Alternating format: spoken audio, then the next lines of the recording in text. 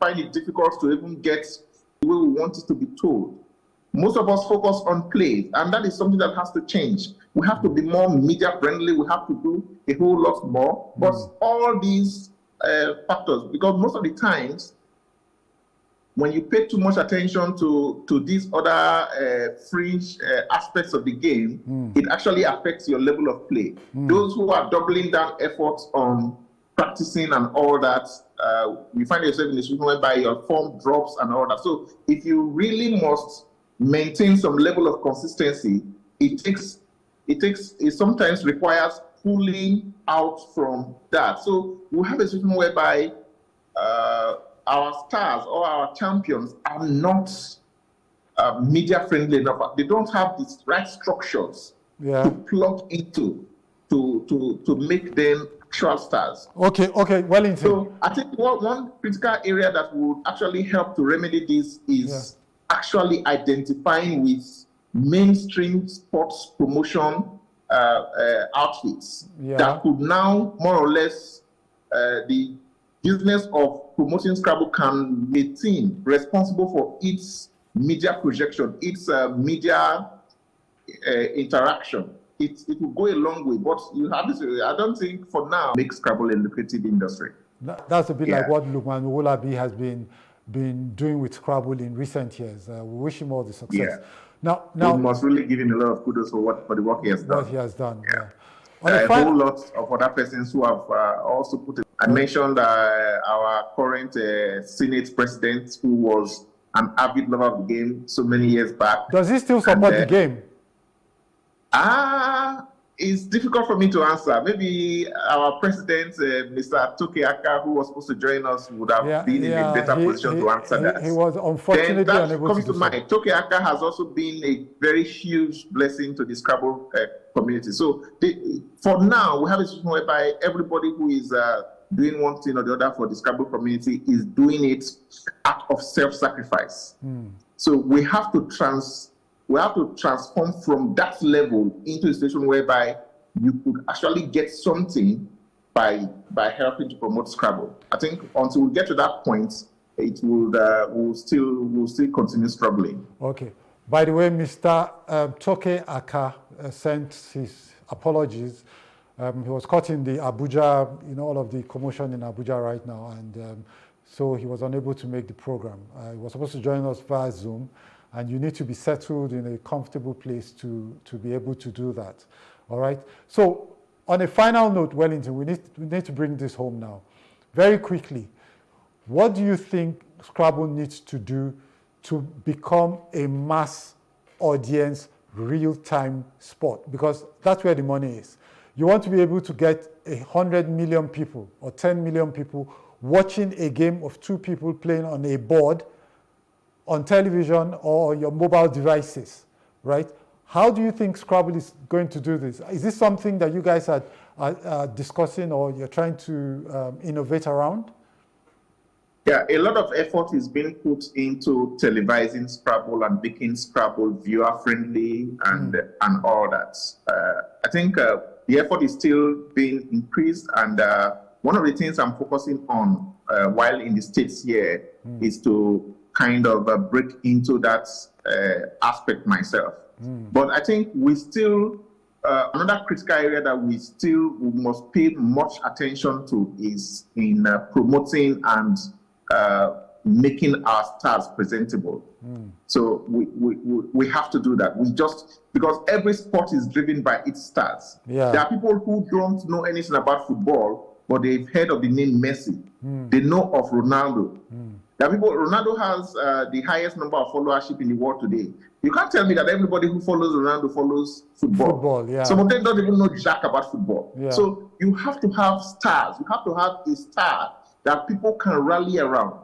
You have to, whether you like the person or not, you have to sometimes drop whatever your feelings are about the person and rally around the person. Because you just have to recognize that if this person shines and shines and shines, this sport which you love would have no option but to gravitate and attract some of these fringe benefits of the stardom. So we have to invest in our stars. we must do that. Then we must have people who are more or less willing to give of their time, even if it is not going to yield much remuneration in the interim, and hope that things would turn out for the better in the future. And then, of course, we must also find a way of attracting the goodwill of the corporate entity, of the corporate world, because most of it, we can't rely on this alone without having people who are willing to take a chance on us, who are willing to take a bet on us. All right, Wellington. It's been absolutely brilliant having you on the program today. This is going to be an ongoing discussion. There's so much to talk about. It's a rolling wave, really. So much to talk about in Scrabble, in tennis, in football, in basketball, in volleyball. There's so many sports with huge potential to become lucrative industries in Nigeria. And I think that what we do on this program is try to, drive the conversation around sports as a huge opportunity for any country. Thank you very much, Wellington, for making this. And I'm sure we're going to invite you again in the future to talk some more about Scrabble. And if anybody is watching us now on this program that knows the game of Scrabble, even if you don't know it, if a Nigerian is a world champion of a sport, at least one brand at least in this country should have said, behold, champion of the world. All right? Nice having you, Wellington. Thank you very much, sir. It was nice being here. Good. And so, ladies, viewers, until we meet again next week, you can engage with me at Orufor on Twitter or at Kenneth Orufor Ezaga on Facebook and Instagram. Until we meet again, this is me saying, be productive, be good, and stay safe.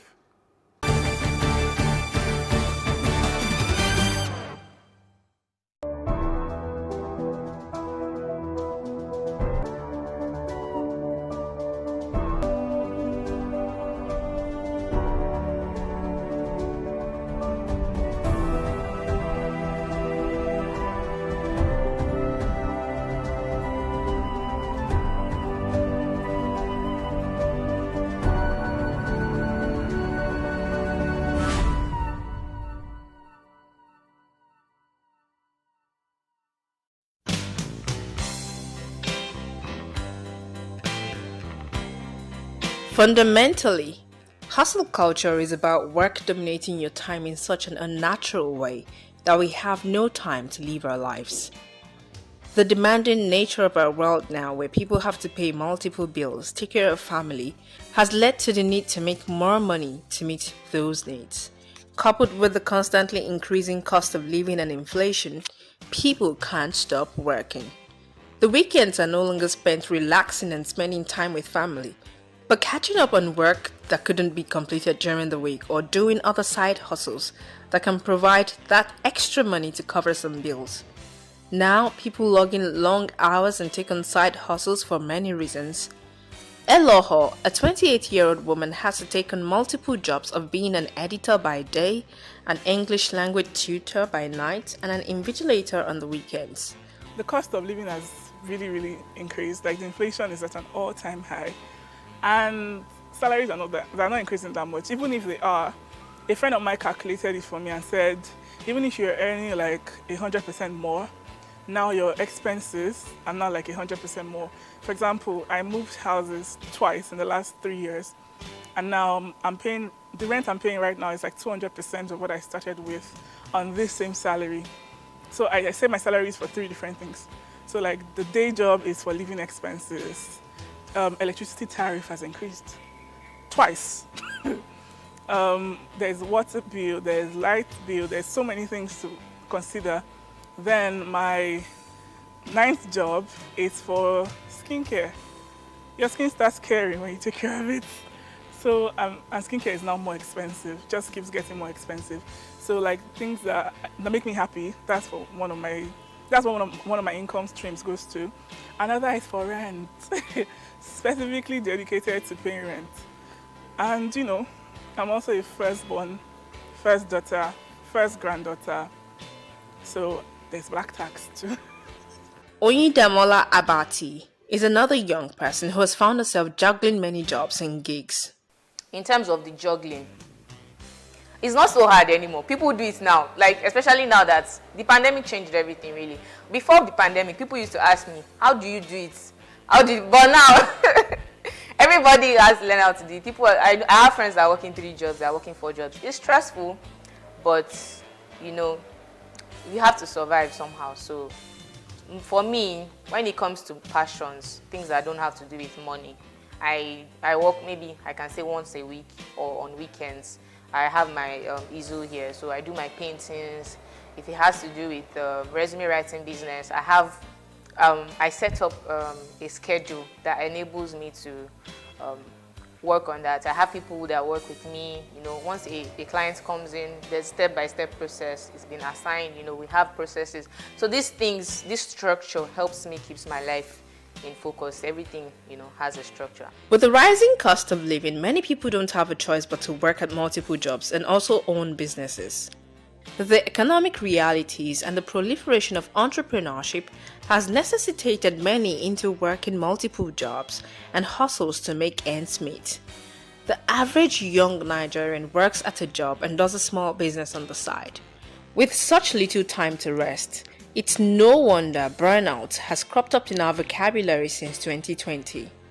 Burnout is a condition that is classified as an occupational phenomenon by the World Health Organization resulting from workplace stress that has not been successfully managed. It is a state of physical, mental, and emotional exhaustion caused by excessive and prolonged stress. As the stress continues, you begin to lose interest and motivation that led you to take on certain roles in the first place. Last December was the first December in 8 years I did not fall sick. And December, and as soon as I stopped, the body's like, you thought I forgot. So there's this. It's never, and what's part about my kind of sickness is that it's never something you can find. It's really just stress. So in December 2019, I traveled, because I like to travel home every year. I went to Warri, and one Sunday, I just woke up and my body was hot. And so I was like, what's wrong with you? And I was like, no, I'm fine. I wasn't eating, and I'm a foodie, so if I'm not eating, it's really bad. So I wasn't eating, so many things were going on, but I was really just hot, and I was shaking. And then I said, no, I'm going to church. So I went to church, and before I knew it, I landed in a church clinic. And then my mom came and she was like, what's wrong with you? And I was like, Mommy, I'm tired. So I lay my head on her shoulder. My doctor was like, you're actually very tired. And they just admitted me. So I was just lying there on the bed. I remember I was wearing a new dress based on it was December. And I keep saying, I tell people that my new dress was christened in the hospital. I was just lying on the bed, like IV in my arm, and I was just tired. I was like, I'm done. And I was like, for now, I'm just going to focus on my lecturing job. I know that even though it's a little, it can still pay some bills during the month. And I'm just going to manage for this period. So I took like a 3 to 6 month break. I said I wasn't doing anything else. So eventually, when I was ready again and I felt mentally up to it, I started applying for jobs again. While hustle culture glorifies overworking as a badge of honor, it often sets up an environment of fear, guilt, and shame, especially when you don't feel like running at the same pace as everyone around you, according to Nicole Kamak, a clinical psychologist and the CEO of Black Mental Wellness. To avoid burnout, here are some tips. Seek support. Make time or find time to rest. Burnout can be preempted by learning to take breaks in between work projects. Don't wait till you're tired and burn out before you take a deserving rest. Take note of the activities that re-energizes you and schedule them into your regular activity.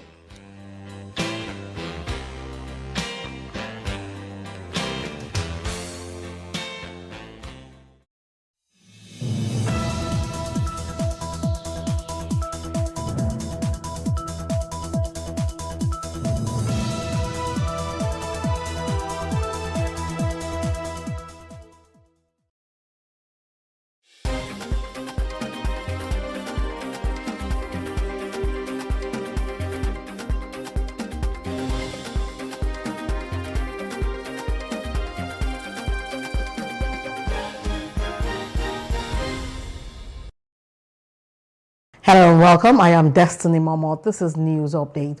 Vice President Kashim Shettima has restated President Bola Tinubu's administration's commitment to support and empower more Nigerian youths to excel in their chosen vocations. According to him, the president holds Nigerian youth in high esteem and his commitment to the National Youth Development Bank, among others. The vice president spoke on Friday when he received the leadership of the All Progressive Congress APC Youth Wing, led by former Nigerian President Olusegun Obasanjo has urged moral rearmament among leaders and citizens to achieve the country's goals. He warned that Nigeria is on the brink of explosion due to numerous challenges and urged courageous and decisive action.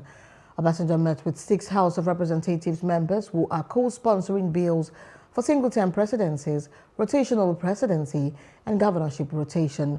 He believes that overcoming challenges within 2.5 years will lead to a solid foundation.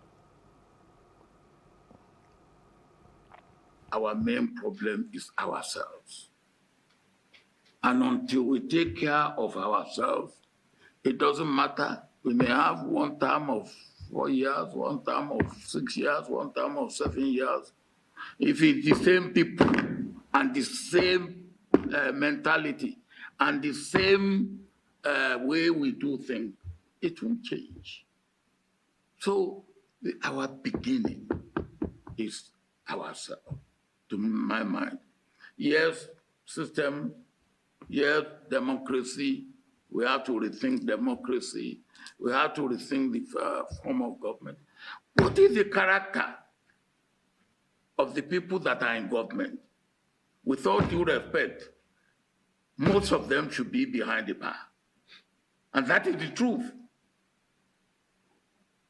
Most of them should be behind the bar. Some should even be in the gallows. You are what you are. I am what I am because I'm a Nigerian. Those people out there are Nigerians. They are entitled. So let us look at things that way. For me, that is what we have to do. And as I've said, and I will keep saying it, we are all sitting on a keg of gunpowder, all of us. If we continue to do what we are doing, which is disregarding the interest of the common man.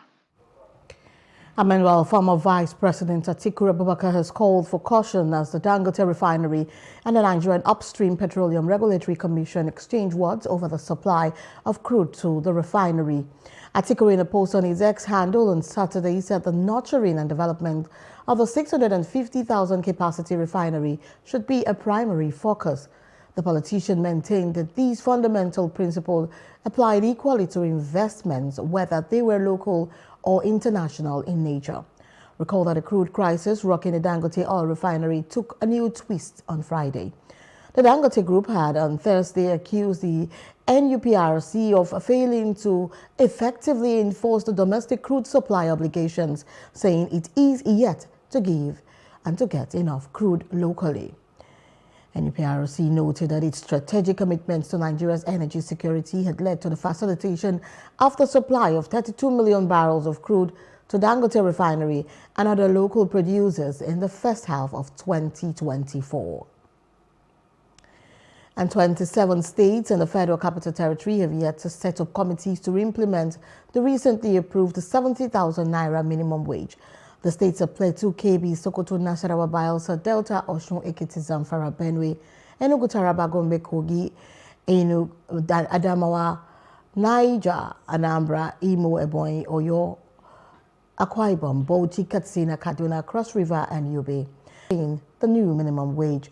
Recall that President Bola Tinubu signed the new minimum wage into law on July 29, 2024, after meeting with leaders of the Nigerian Labour Congress and the Trade Union Congress of Nigeria. And Poland has denied that its nationals who were arrested by security operatives in Kano, Nigeria, have the Russian flag. The detained Poles were arrested on August 6 in Kano for allegedly displaying Russian flags during the End Bad Governance protests held by some Nigerians against economic hardship in the country. Also arrested were 6 Spanish nationals. The spokesperson for the Department of State Services, Peter Afunaya, foreign flags. However, the Polish Foreign Ministry denied the allegation that the ministry, according to a Polish international news network World, said the 6 students and their lecturer did not participate in the protest but merely took photos. The Poles were said to be students of African Studies at the Oriental Studies Faculty, University of Warsaw. They left Poland for Nigeria on August 1 and were scheduled to return to the country early in September. The University of Warsaw press officer Anna Modzelewska said getting the students released was the top priority of the institution. And a coalition of Just End Bad Governance have presented 7 demands to Plateau State government and 12-item demands to the federal government. The coalition group presented the demands of Plateau State Governor Caleb Mutfwang during a field in Jos, the Plateau State capital. I urge you to consider the power of dialogue. Dialogue is not a sign of weakness. It is a testament of our strengths, maturity, and willingness to work together for solution. It allows us to sit at the same table as we are doing now, to listen, to understand, and to craft sustainable resolution. End subsidies cap and reverse fuel price to below 300 naira per litre. Publicly disclose and reduce the salaries and allowances of all senators, House of Representative members, and the speakers of the House of Assembly. Independent Electoral Commission, independent branch with transparent and merit-based process for appointing its chairman and other key officials. Your Excellency, also on behalf of the women of Plateau and our mothers, we appreciate the beautiful work that the GMDB is doing to ensure that we clear the streets of Plateau. It's an initiative that we accept, we love, we cherish. But Your Excellency, we want to say that the country is hard. People are looking for 1 or 2 businesses to do. I must say that we sent out messages to say we don't even need to protest. Our leaders can begin to speak and listen to the cries or the yearnings of the youth. And hunger is not only a youth problem, it's a national problem. Our parents are hungry. Our children are equally hungry. And so the youth are only a face and must not be limited to a youth protest. It was a national protest. Plateau State Governor praised the Plateau youths for conducting themselves peacefully during the protest and promised to take their demands for prompt action. Perhaps if we were not in government, we'll be sitting on the same side with you. Want to sincerely thank